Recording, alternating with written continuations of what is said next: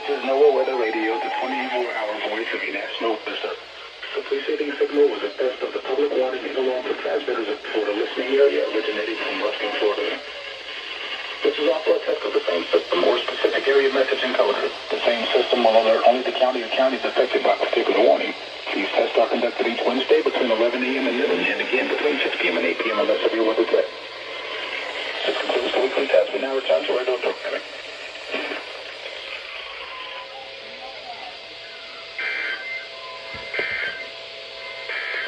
Flood advisory in effect until 7:30 p.m. this evening. What? Flooding caused by excessive rainfall is expected. Where? A portion of east central Florida, including the following counties: northern Lake Andalusia. When? Until 7:30 p.m. Impacts: minor flooding in low-lying and poor drainage areas. Rises in small streams and normally dry arroyos. There we go. Well, they still tested. Wow, that was loud.